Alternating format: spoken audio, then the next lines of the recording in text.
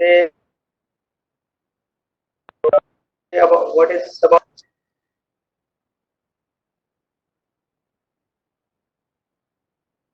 screen, visible or not, screen status.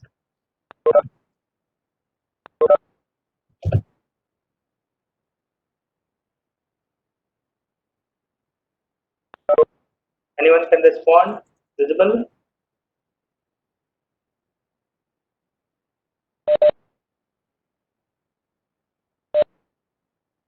Please respond so that I may proceed further.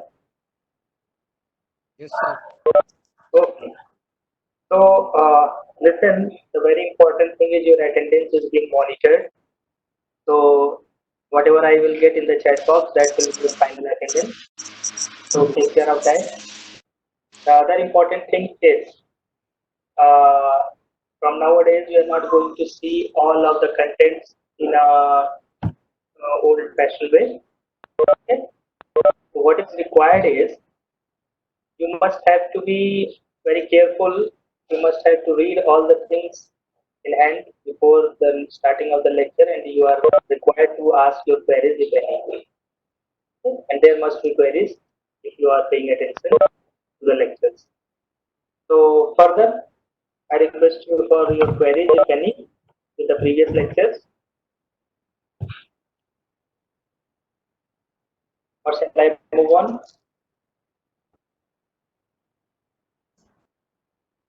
Yes, sir. Shall I move on? Okay. So Yes, sir. the next thing we are going to see is the type of applications, like warehousing applications. So a lot of the things we have seen earlier also, where your warehousing is used for. So let us see the other aspects of this. Uh, how many participants are there? 33 have joined right now. Okay, so start. When we see the applications of warehousing, broadly we can classify into web mining, text mining. There are various categories. Okay, so the web mining basically is a collection of interrelated files on the web, which we use daily in our daily life. So web data is basically consisting of text, image, records, the structure of the web, that is hyperlink tags, etc. Its uses like HTTP logs, application server logs, etc. So if you see the taxonomy, the web taxonomy is that web mining may be web content mining, maybe web users mining, maybe web structure mining. So if you classify all of them, you will get the basic three aspects of data mining application. It may be either classified in clustering, classification, or association. For an instance, you see that web structure mining, web users mining, and web content mining, all these belongs to classification and so on. So when we pre-process the web data, it needs to be extracted. That is, snippets are extracted from web documents. We provide a structure, that is web structure, in which we identify the interesting graph patterns, and then we use it. Hence, for identification, for session creation, for robot dissection, etc. So, in this way, we process the web data. Further, moving on, what is web content mining? So, it is a process of extracting useful information from the contents of web documents. It is a document related to play, it is a document related to some share market issues, and the document may consist of text, images, audio, video. So all these things are there. Research activities also takes the IR, which you do in your projects, information retrieval system or natural language processing systems.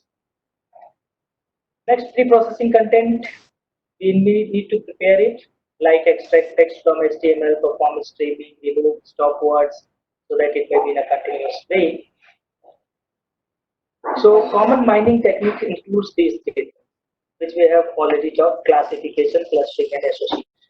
So broadly, these are the three categories where the popular data mining works. Like you can say that the topics also, but it is same, like identification, tracking of something, drift analysis, concept graphic evaluation. and relevance of any content, whether it is relevant or not. In structure mining, we basically draw graph. This graph consists of web pages and nodes and the edges, or you can say hyperlinks. They connect between the two related pages. So if one is asked, it is related to the other, it is passed, the information is passed to the other, and so on. 1 minus 0.3. Now, this type of mining can be performed either at the intra-page document level or at the interface. It depends on the activity you want. So motivation to study hyperlink structure is basically we want to navigate from one page to another. So pure navigation is an important issue. Point to page with authority on the same topic. So this can be used to retrieve information from the web. When it comes to structure mining, we are basically concerned about directed path, sorted path, diameters, so that we can get the minimum path. We have studied various algorithms for finding minimum path, minimum spanning tree, Kruskal algorithm, Dijkstra algorithm. Okay, so in that, our target is to find the distance between two nodes P and Q, the shortest link. Okay, this is our basically. In web users mining, we automatically generate data stores in server access logs in order to get user profiles, in order to maintain metadata. So it is web user mining. And you talked about the issues that comes to data browsing is the identification of session, gateway, caching, dynamic pages, robot detection, filtering, identify unique users or user transactions that could be performed. Now, the various trends or various kinds of web mining, we are going to say it. So, spatial data mining, it is related with the geospatial data for getting some geographic information. Okay? So, it is basically applicable. Hello, lecture ले रहे हैं, बताइए.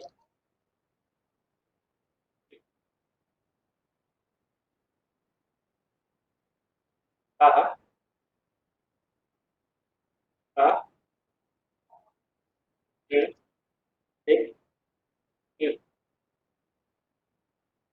हाँ हाँ, हम दे देंगे ठीक है, लेक्चर के बाद दे. तो 16 से ना तो. Okay, so spatial data usually used as coordinates and topology. Here we draw graphs, etc. in order to get the things. You can also understand it with the help of a roadmap, which is drawn in two-dimensional object that contains points, lines, polygons, etc. in order to represent cities, roads, and political boundaries. Okay. So these are the spatial data which works on these categories. I think you all have gone through this. This is your studying material. What is non-net spatial data is just if you are concerning about data characters, logical types. So example includes table containing population information for various specific locations like district, city, provinces, etc. So spatial patterns are basically not random. Is that what is spatial pattern and what is not spatial pattern? Okay. So anything that is random without any definite direction, accidental, casual, obvious, that doesn't come under this category. Okay. Pattern, we all know that it must follow certain sequences, configuration, composition, regularity, some rule, method, description, trend. So these all comes under your pattern, and that is the spatial pattern when it comes to the area of spatial line. So non-trivial search, which is automated and possible, it reduces human effort, all of it have. So we are very only interested in finding useful and unexpected spatial patterns. So spatial mining, we have seen in this, we can say that example shutting off identifying water from some saving of human life. So these all comes under this spatial mining. Not spatial mining, we talked about not about that. So uninteresting patterns or obvious patterns in spatial data mining like heavy rainfall prediction. Okay, common knowledge about the nearby places. So these are coming under this. So now we have many of the things why we go for spatial data mining in order to provide fundamental new understanding, describe and explain locations of human settlements, find some treatment like cancer clusters. You can use it for preparing land use maps for satellite images. So these are the various things. Why learn about spatial data mining? Obviously, the same thing. You have to go through this. So these are the various areas for spatial data mining, like spatial patterns, finding hotspot, clusters, trends, spatial outlets. Now you can see that we are using it in terms of finding coronavirus. Then just imagine by finding or by doing this kind of analysis, we are able to identify the hotspots, that the areas that are most effective with coronavirus, so that they can be sealed and locked. So primary task includes cluster analysis. You have to find the persons who are very much closely related to each other. They may be prone to the virus. Cell outlier analysis, mining association rules, etc. So the main difference between this is the neighbor of a spatial object may have an influence on it and therefore have to be considered well, which we are nowadays seeing. Okay, how we apply it? Adjacency or inclusion information means the person who is just adjacent, who is very close, inclusive of that person is being traced. In geometric also, if you see the position like area, perimeter, boundary, polygon, so this kind also you can use. So these are some of the examples in the slides in the form of pictures where you see the houses that are highly valued, they have been associated and classified highly valued and associated in a single class. Location prediction, where the phenomena occur, like China, which is a spatial event predictable where it may go to the neighboring countries. How can a spatial event can be predicted from other spatial events that we are doing by applying some rules, some other method. Okay. Examples also includes like Indus bird's nest, which areas are prone to fire given maps, vegetation, drought. So in this way we get more of the information to use to web mining. Spatial interactions, you have to go through it. Which spatial events are related to each other? If one happens, then the other will most probably occur. Which spatial phenomena depend on other phenomena? So these kind of things. So this I have already explained, hotspots. And temporal data mining, mining which does its task with respect to time. Time means temporal. Temporal time is single step the process of discovering temporal databases. It is associated with time. So any algorithm that enumerates temporal patterns from or fits model to is temporal algorithm. In between, if you have any queries, you can ask. So it includes temporal cluster analysis, temporal classification, association, pattern, prediction. Okay.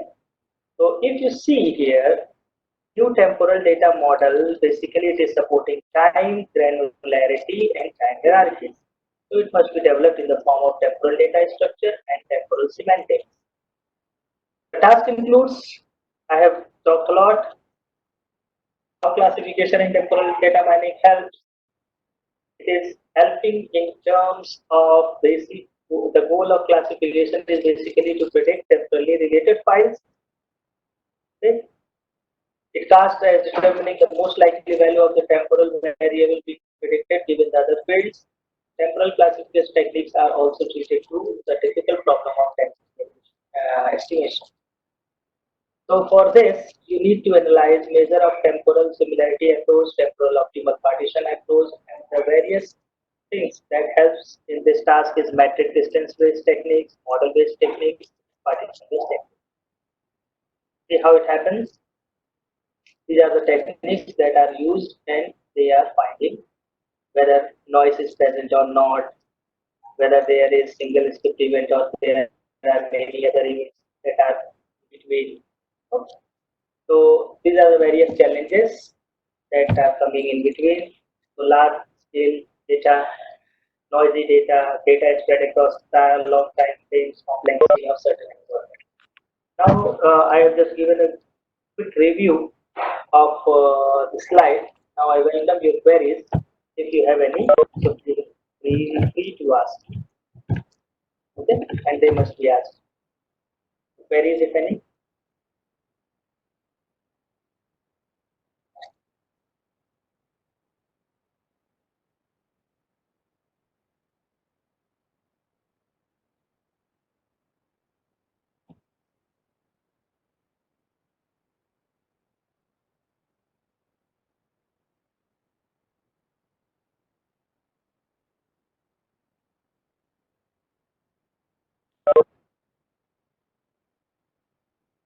I'm waiting for your response.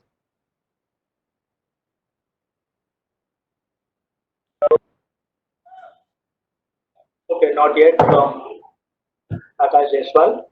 So, moving further, this topic completes this whole unit. So, now we are about to start the last unit of our syllabus, which is very vast and which is very important because it contains all the conceptual things. Okay, so last unit I am going to start for you. So, let me share that screen first.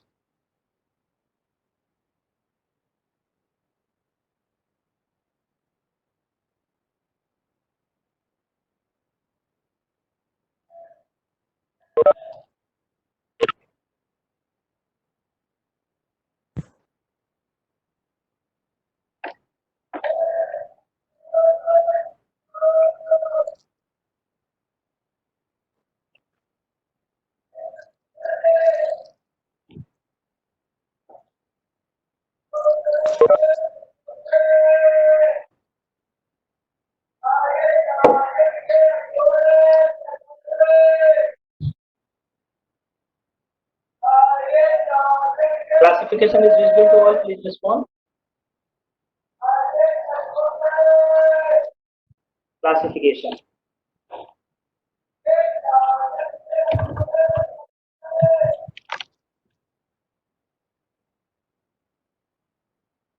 Visible?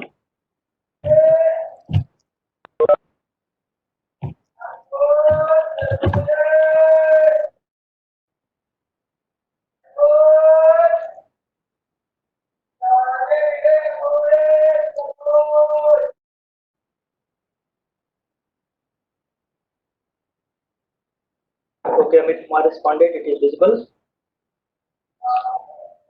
Any problem in my voice? Was clear? In between, I have to check whether this network is performing proper or not.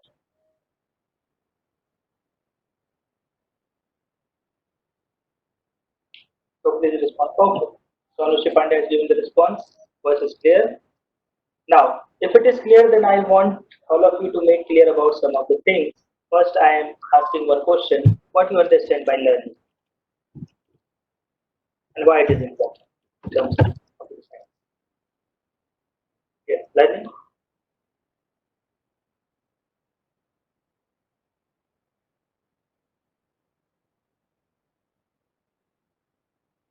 Remember those who will respond, they will get obviously definitely good marks in practical. So I need your response there. What is learning? The question is, what is learning?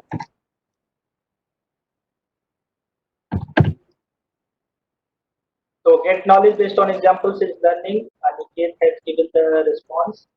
Right, nice thing. If you don't learn, you cannot answer any of them. Okay. So in the similar way, we need to learn. The system also learns in order to give some prediction, to find some association, or in order to classify something. Okay. So in computer science, we have different kind of learnings. So here we are going to see two kinds of learning: supervised learning and unsupervised learning.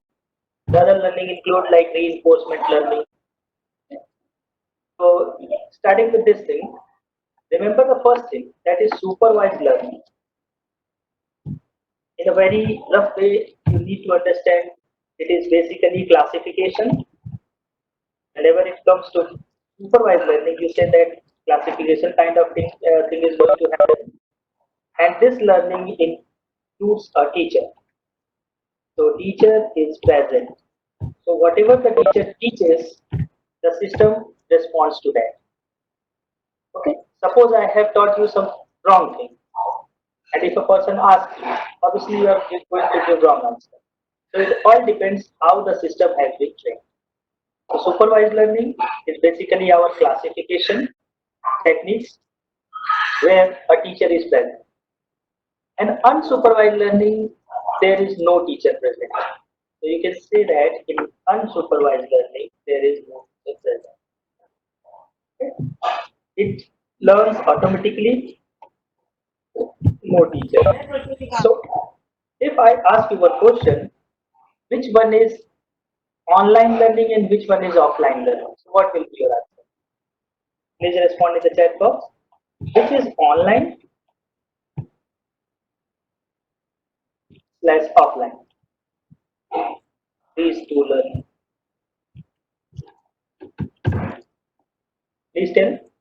In supervised learning and in unsupervised learning, which learning is online learning and which learning is offline learning?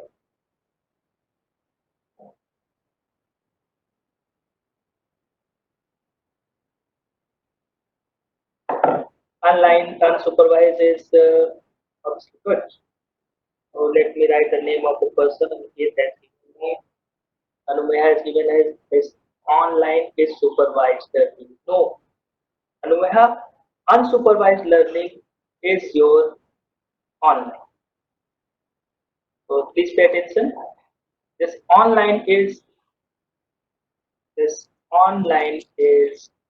someone has given supervised learning is offline. Yes, it is good.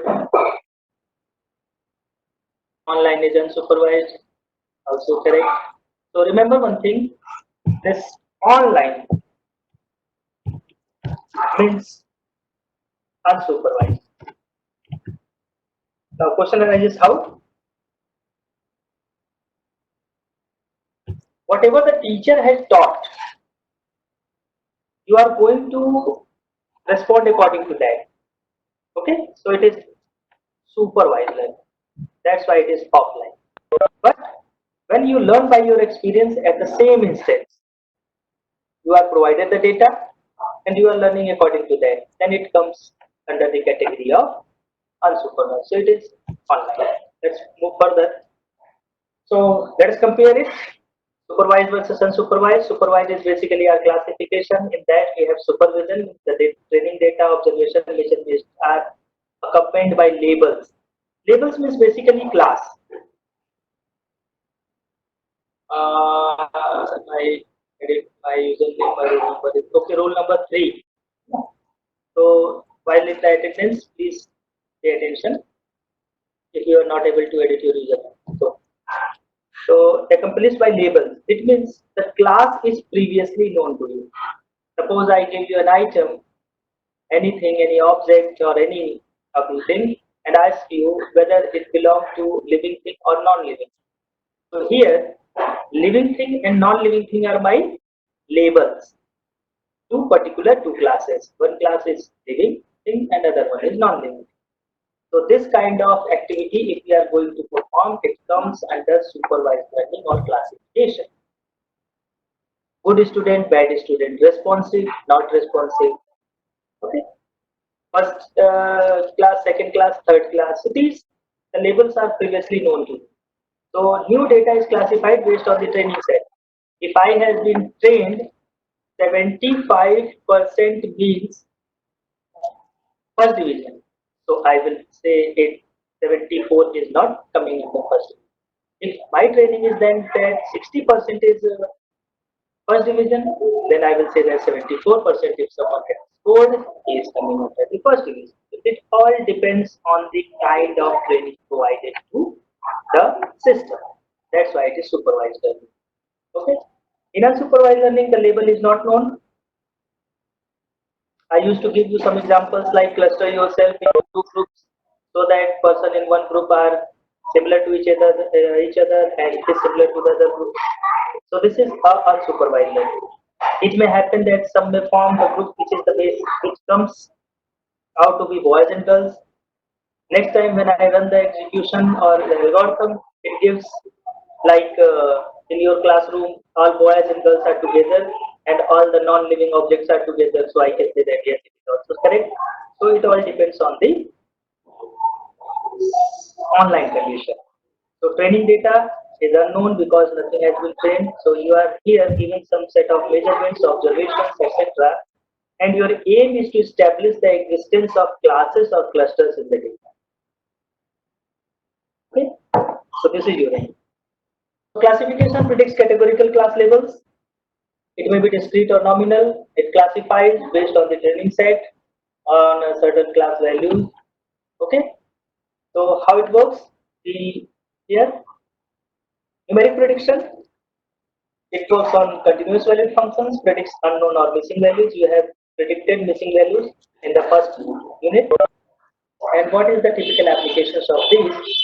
It is credit or loan approval, medical diagnosis, whether the person who has got the tumor, it is the beginning, it is the intermediate state, or it is the tumor or cancerous state.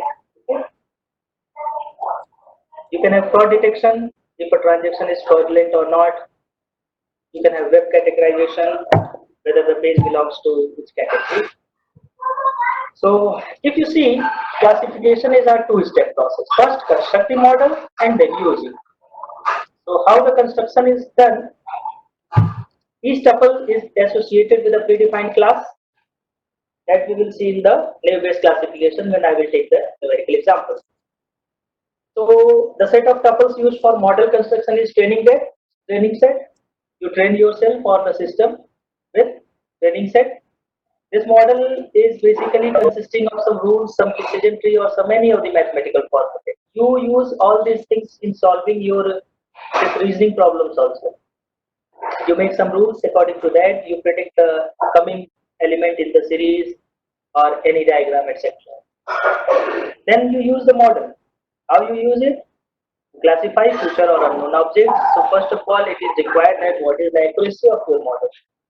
So we can check the accuracy with the percentage of test set samples that are classified correctly. One thing remember, the test data doesn't contain that data which has been used for training set. Okay, it is different. Whose answer is known to you. So whose label or class is known to you. Otherwise, there will be a problem of overfitting because it has trained itself with the same data. So it will give correct answer. That's why we need different set to test and that we classify as test. Okay, see how what I want to say here. You have just this data. See, this is your whole data set. Okay, divide it into two parts. The first half contains, or you can say 75% of data is consisting that I am saying that it is my training data.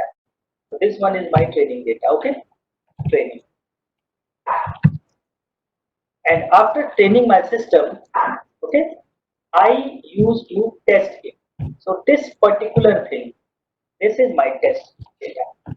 So here I will test the responses using this data because I know the outcomes of this test. Okay, so this is test data. Now coming to the next part, how it works. See, I have taken example here. This is your training set, training data. It has been passed to some classification algorithm. The classifier has made some of the rules, like it may have made a rule that if rank is professor or years is greater than 6, then the class tenure will belong to years. So it will classify the upcoming events according to this way. Okay, so if I have passed that Jeff professor and years of service is 4, so it has said that if rank is professor is tenure, so in that way it has classified. Okay, any problem here?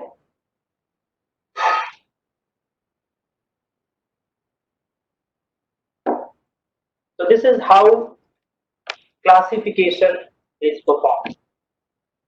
The concept, there are various few things, critical things that will close the session. Concept description, we want to describe something. So descriptive data mining is basically concept description. Sir Sometimes we, yes, please ask. Sir previous slide में sir जो unseen data है उसमें क्या क्या हो सकता है sir? Previous slide. This slide you are talking sir about? यही हाँ. ये सर अनसीन डेटा जो है अनसीन डेटा मीन्स, अभी देखिए बहुत सिंपल वे में समझिए कि आप जो प्रिडिक्शन कर रहे हैं, है ना, आपको मैंने मैथमेटिक्स के 100 क्वेश्चन कराए, ठीक है? Yes sir when you are coming to the examination, तो ऐसा थोड़ी है कि वो क्वेश्चन आप घर से करके आए। अच्छा अच्छा अच्छा अच्छा ओके सर तो अब जो पेपर मिलेगा वो क्वेश्चन आपका अनसीन होगा। जैसे देखिए, I have taken the example Jeff professor 4, ये कहीं पे है क्या? पहले से देखिए जरा, ट्रेनिंग सेट में है क्या? No sir it is Tom, Marcelia, George, Joseph. इसकी प्रीवियस स्लाइड पे जाते हैं, नहीं है? यस सर समझ गया सर हाँ, अब ये हमारा काम ही यही है, we want to predict for unknown things ना, तो Okay, bye sir. Observation of this things it has make a rule, और इसी रूल पे वो काम करता है। अभी when you see later on, you will see various classifiers like decision tree, nearest neighbor, so you will understand the basic of it very properly. First understand what is the phenomenon that is going inside it. Okay, clear now? Shall I move on? Okay sir Okay, nice. So concept description, sometimes called description, when we refer to some concepts or to class of objects. What is it basically? Suppose you want to find some stereos, you find some frequent wires, okay, in a given set of wires, in a given set of wires who are frequent wires. Understand the thing? Graduate students and so on. So here we are intended to find some description of the concept. So concept description is not simple enumeration of the data. It actually generates description for characterization and comparison of data. Means within the bias you can compare the certain kind of bias with other bias. Like these are unusual bias, these are casual bias, but these are frequent bias, and so on. When you want to generalize the data, generalize means you want to find the abstract of a large set of task relevant data. Abstract. You want to find the gist of this thing. How you can find it? With the help of cube approach or with the help of attribute oriented induction approach. What it says? You have studied data cube. In the class we have drawn this. Okay? Data cube gives you the flexibility to summarize the data, aggregate the data, find the min, max, average, the holistic view, and you have studied the topic, various measures of data cube. So in this way, data cube approach is helpful.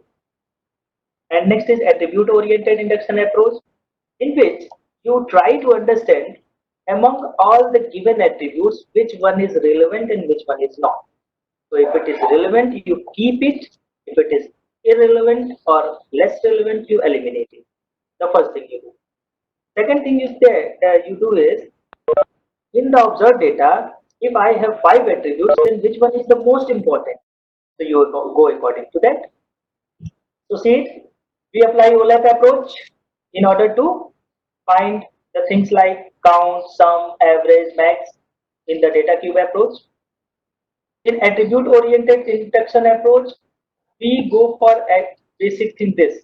We first collect the task relevant data and then examination of the number of distinct values of each attribute in the relevant set of data. Means we want to examine the attributes. Generalization is performed by either attribute removal or attribute generalization. If it is not relevant, just eliminate it, delete it. So either attribute removal or attribute generalization, which we have seen in terms of concept hierarchy generation. Then aggregation is performed by merging identical generalized tuples. Merging means the resulting generalization relation can be mapped into different forms of presentation to user. in the form of charts, bar charts you have studied, and a histograph or some rules. So this is how it works. I am not going in very detail. It's a reading assignment for you. Methods of attribute relevance analysis. This I will take in detail. So don't worry about that. If you are provided certain attributes and you want to know which attribute is of importance or not, how I can know it? So there are certain measures in a university examination. Questions comes on this topic. What are the various measures of decision tree or attributes used in decision tree or only for attributes? So we have information gain. The first thing, we can use information gain to find which attribute is relevant with respect to the other. We have Gini index. Okay. We have uncertainty. We have correlation coefficients. So these are some of the methods. So that we will see in detail in the next lecture. So how it is going on? You need to collect the data. You have to find out the relevant attributes by using AOI, that is attribute oriented induction. Evaluate the measure. If found that some are weak or irrelevant attributes, remove them and then generate the concept description. Means which one is coming at the top, then at the next level, and so on. So in many applications, one may not be interested in a single class, okay? Because we prefer to mine a description which compares or distinguishes one class from the other class. It also happen. That's why we are interested in comparisons. So for comparisons description, we want to distinguish a target class from its contrasting classes. So we use this class comparison method. So suppose I'm taking one example to make it clear. You have three classes: person, address, and item. They are not comparable, but if you see, sales in last 3 years are comparable classes. So we need to find out which one is comparable, which one is not. Okay. So computer science students versus physics students, you can compare it, but you cannot compare between person and address. That is the case. So the various methods, in general, the procedure that is followed to do all these things is you need to collect the data, okay? Then you have to run the dimensionality relevance, the dimension relevance. Which one is good, which one is average, which one is best, okay? And then perform the generalization so that you can have a target class to the level controlled by your user in order to provide sub-threshold which results in prime target classification in the form of Q. Okay. Some trading operations you can perform using OLAP like drill down, roll up, and other. We have discussed it, such as dicing, slicing, and pivoting. They may also be helpful in comparing the various classes. Finally, we have some statistical measures, some mathematical measures in order to see the nature of the data inside the database. In RDBMS, we have very simple aggregate functions. In Excel, you do it. No? Count, sum, average, max, min, in order to get the total of the data, the sum of all the data, the average value of the data, the maximum of the data, and the minimum. So these are coming under statistical measures. What question is asked, discuss the various statistical measures in databases. So you need to answer it from this form. Various statistical measures include count, sum, average, max, and mean, all that. Similarly, if you want to see how the data is behaving in between, you can use these things: mean, median, mode, and mid-range. Okay, we want to see which state or which district is safe in terms of coronavirus. We take actual count. We take the mean. Okay. We are not saying that in Bombay it is high, so in our country it is high. We take the average, or if it's in all the states observed cases, take the mean and say that this is our growth rate in terms of disease corona. So mean, median, mode, and mid-range are the various measures which are used. You can use to detect the dispersion in terms of quartiles. The resulting phenomenon is box plot, where you find which data is dispersed from others. So you term it as outliers or variance data that is stated. So mean, median, and mode. So let us see what is mean, median, and mode.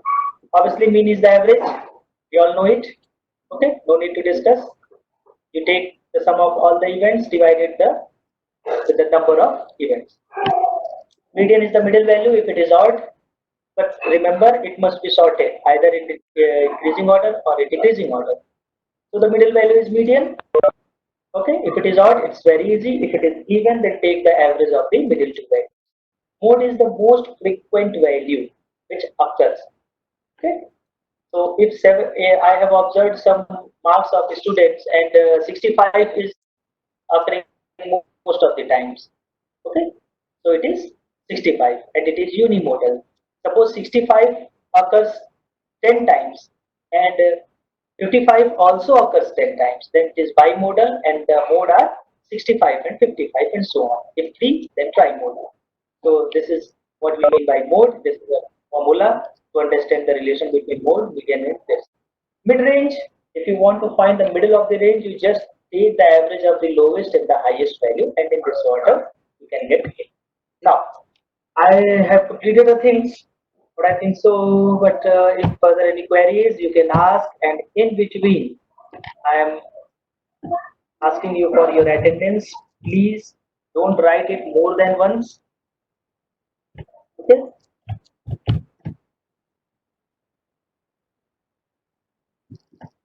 And remember, it is being forwarded to the department for your analysis point of view. So be attentive.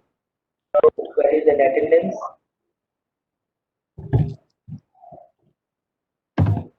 I'm waiting for the coming 2 minutes. So hurry up.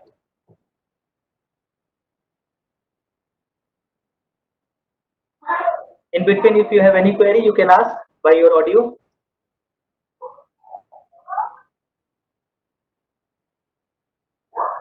And this one is very important chapter, which I always taught. So please pay attention.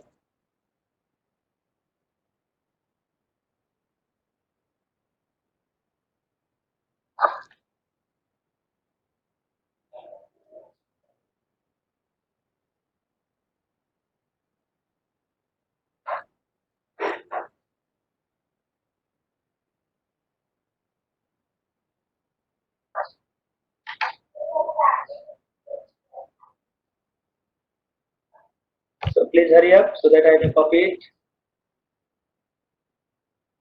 And if you have no any query, you can, after giving your attendance, leave the meeting. No problem.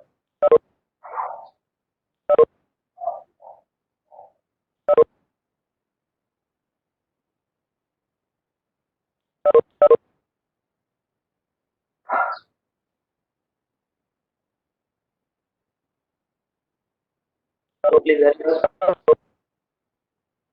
Write your attendance and leave the meeting. Any queries, then you can ask.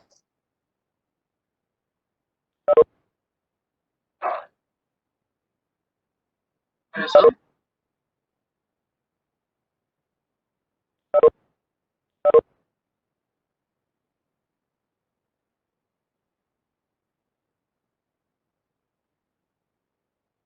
Hello. Hello. Yes. Yes, sir. I have some query, but my mic Yes. was not Yes. working, so I didn't ask.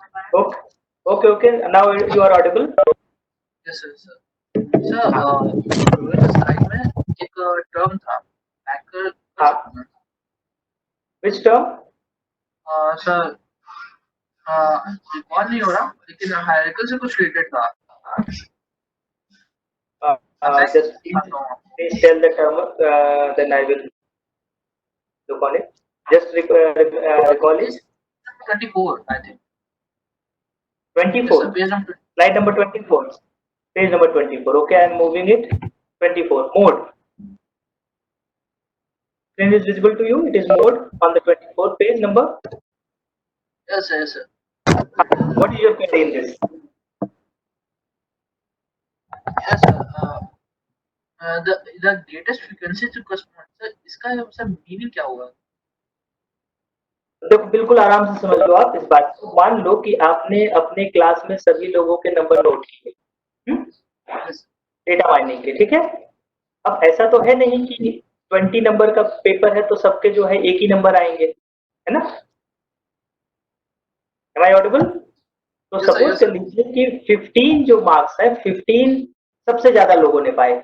तो 15 की frequency if I assume it is in your 60 class it is 20 ना। तो ये जो Yes, मेरा sir. Data में अगर मैं मोड निकालूं तो मेरा मोड हो गया यूनी मॉडल, क्योंकि एक ही ऐसा नंबर है जो मैक्सिमम टाइम्स आया है, जिसकी फ्रीक्वेंसी सबसे ज्यादा है। वो नंबर कौन सा है? 15, है ना। तो अब मैं कहूंगा कि मेरा जो मोड है वो 15 है और वो यूनी मॉडल है। It means there is only one number that is 15 in my data set and I am saying it as my mode in the data set and the nature is unimodal, यानी कोई और number इसके बराबर नहीं आया है। अब suppose कर लीजिए कि दो नंबर की फ्रीक्वेंसी एक ही आती है, यानी 10 स्टूडेंट्स ने जो मार्क्स गेन किए वो था 15 और 10 स्टूडेंट्स ने ही 17 भी गेन किया। तो अब मेरे डेटा का मोड क्या हो गया? यस प्लीज टेल मी, अब डेटा का मोड क्या हो गया मेरा? Sir, hello. 15 भी हो गया और 15. 15 और 17 दोनों हो गया, क्योंकि दोनों 10 टाइम्स आए हैं, है ना। तो अब मैं कहूंगा that the my in my data the mode is 15 and 17 and अब यहाँ पे दो मोड आ रहे हैं तो आपके क्या हो जाएगा? It is by model. तो जिसकी ज्यादा फ्रीक्वेंसी है वही मोड कहलाएगा। अगर दो की बराबर हो गई तो दोनों मोड कहलाएंगे, नेचर हो जाएगा बाई मॉडल। अगर तीन ऐसे हैं तो ट्राई मॉडल। ओके, तो और कोई query? No, sir. No, sir. और अगर मान लीजिए, हाँ अगर मान लीजिए कोई ऐसा नंबर नहीं है जो रिपीट हुआ है ना, तो हम कहेंगे इसमें कोई मोड ही नहीं है, क्योंकि किसी की फ्रीक्वेंसी हाईएस्ट है ही नहीं। तो लास्ट में at the extreme if data value occurs only once then there is no mode.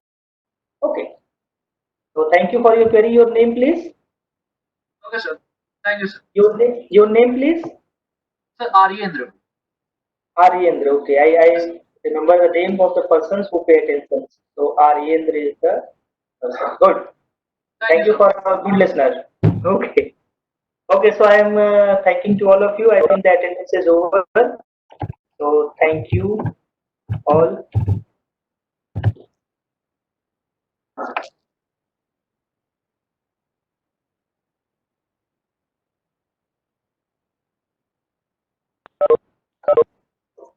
See.